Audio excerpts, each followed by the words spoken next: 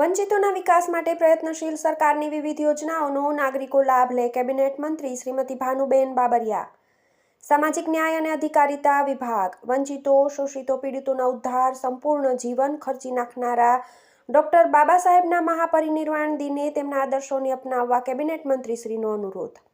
વંચિત સમાજના બાળકોને વિદેશ અભ્યાસ માટે લોન સહાય આપી વિદ્યાર્થીઓના સપનાને ઊંચી ઉડાન આપતી સરકાર, રાજ્ય સરકાર. સાંસદ શ્રી વિનોદભાઈ ચાવડા. સામાજિક ન્યાય અને અધિકારિતા વિભાગ દ્વારા આયોજિત ભુજ ખાતેના વંચિતો વિકાસની વાટે કાર્યક્રમમાં કચ્છ સૌરાષ્ટ્રના 12 જિલ્લાના અનુસૂચિત જાતિના 1840 લાભાર્થીઓને વિવિધ યોજના હેઠળ ₹3,435.72 લાખની લોન સહાયનું વિતરણ.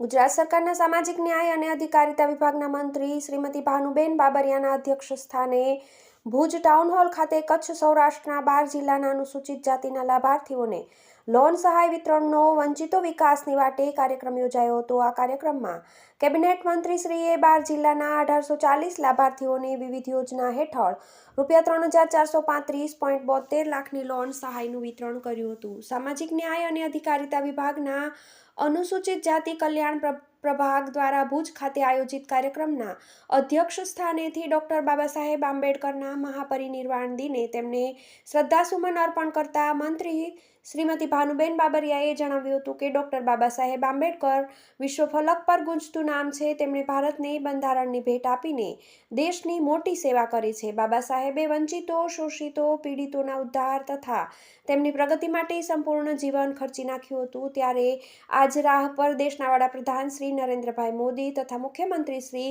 ભૂપેન્દ્રભાઈ પટેલ ચાલી રહ્યા છે. વંચિતોના વિકાસ માટે સતત પ્રયત્નશીલ કેન્દ્ર અને રાજ્ય સરકારે વિવિધ યોજનાઓ અમલી બનાવી છે. આ યોજનાઓનો લાભ ઘર ઘર પહોંચે તે માટે સરકાર કટિબદ્ધ છે. વધુમાં મંત્રીશ્રીએ શિક્ષણનું મહત્વ સમજાવતા જણાવ્યું હતું કે શિક્ષણ સિંહણના દૂધ જેવું છે, જે ગ્રહણ કરે તે ગર્જના કરે જ.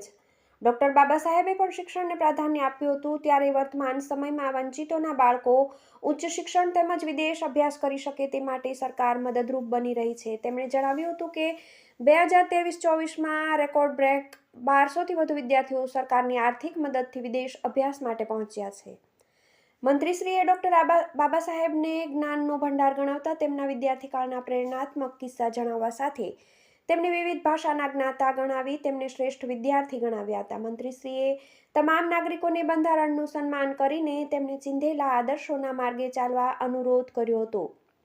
આ પ્રસંગે તેમણે લાભાર્થીઓને યોજનાકીય લાભ અંગે અન્ય જરૂરિયાતમંદો સુધી પણ તેની માહિતી પહોંચાડવાનો અનુરોધ કર્યો હતો. વધુમાં તેમણે રાજ્ય સરકાર વંચિતો અને છેવાડાના લોકોને યોજનાકીય લાભ આપવાના અંતિમ લક્ષ્ય સાથે કાર્યશીલ હોય નાગરિકોને મહત્તમ લાભ લેવા જણાવ્યું હતું. આ પ્રસંગે કચ્છ મોરબી સાંસદ શ્રી વિનોદ ચાવડાએ કેન્દ્ર તથા રાજ્ય સરકારની વિવિધ યોજનાની છણાવટ કરીને ઉપસ્થિતોને વધુમાં વધુ લાભ લેવા અનુરોધ કર્યો હતો. તેમણે વંચિત સમુદાય માટે કચ્છમાં છાત્રાલયની સુવિધાઓનો ઉલ્લેખ કરીને વિદેશ અભ્યાસ માટે વિદ્યાર્થીઓને લોન સહાય આપીને રાજ્ય સરકાર તેમના સપનાઓને ઊંચી ઉડાન આપીને સશક્ત દેશના ભાવિનું ઘડતર કરી રહી હોવાનું જણાવ્યું હતું.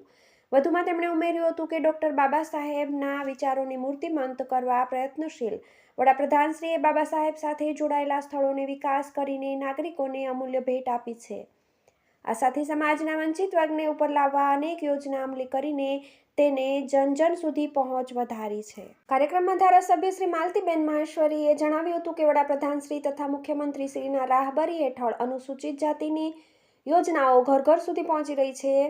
સરકારે જન્મથી મરણ સુધીના દરેક તબક્કાની જરૂરિયાત પૂર્ણ કરવા યોજના અમલી કરી છે. ત્યારે તેનો ફાયદો વંચિતોને સીધો મળી રહ્યો છે. આ પ્રસંગે ધારાસભ્ય શ્રી પ્રદ્યુમનસિંહ જાડેજાએ ઉમેર્યું હતું કે લખપત અને અબડાસા જેવા છેવાડાના તાલુકામાં છાત્રાલયથી લઈને અન્ય તમામ સુવિધા રાજ્ય સરકારે પૂરી પાડી છે. કેન્દ્ર અને રાજ્ય સરકાર પછાત વર્ગોના સશક્તિકરણ હેતુ યોજનાઓ અમલી કરી છે. ત્યારે નાગરિકો પણ જાગૃત બની તેનો લાભ લે જરૂરી છે.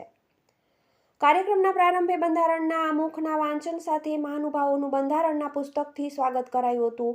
આ પ્રસંગે કેબિનેટ મંત્રીશ્રીના હસ્તે ડોક્ટર આંબેડકર વિદેશ અભ્યાસ લોન યોજના નિયામક અનુસૂચિત જાતિ કલ્યાણ હસ્તકની ડોક્ટર સવિતાબેન આંબેડકર આંતરજ્ઞાતિ યોજના સામાજિક ન્યાય અને અધિકારિતા વિભાગ હસ્તકના નિગમોના 1840 લાભાર્થીઓને ₹3,435.72 લાખની સબસિડી લોન સહાયનું ઓનલાઈન વિતરણ કરવામાં આવ્યું હતું. આ તકે મહાનુભાવોના હસ્તે વિકાસ સૌરભ વંચિતોના વિકાસ યોજના કે સંપુટ પુસ્તિકાનું વિમોચન કરવામાં આવ્યું હતું.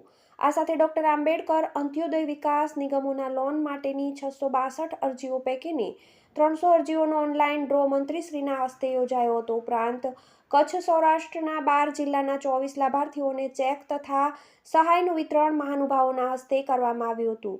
આ કાર્યક્રમમાં ભુજ નગરપાલિકા પ્રમુખ શ્રી રશ્મિબેન સોલંકી, પૂર્વ ધારાસભ્ય શ્રી રમેશ માહેશ્વરી, અગ્રણીશ્રીઓ પંચાણ સંચોટ, અશોક હાથી, પ્રમેજી મંગેરિયા, કેશવજી રોશિયા, કિરણ ઘોરી, કિશોર મહેશ્વરી, નારાયણ ફફલ, પુરુષોત્તમભાઈ ગોરડિયા, નિવાસી અધિક કલેક્ટર શ્રી મિતેશ પંડ્યા, ભુજ પ્રાંત અધિકારી શ્રી અનિલ જાદવ, અનુસૂચિત જાતિ કલ્યાણ વિભાગના સંયુક્ત નિયામક શ્રી આર.બી. ખેર, નાયબ નિયામક શ્રી અનુસૂચિત જાતિ શ્રી વિનોદ રોહિત તથા મોટી સંખ્યામાં 12 જિલ્લાના લાભાર્થીઓ તથા નાગરિકો ઉપસ્થિત રહ્યા હતા.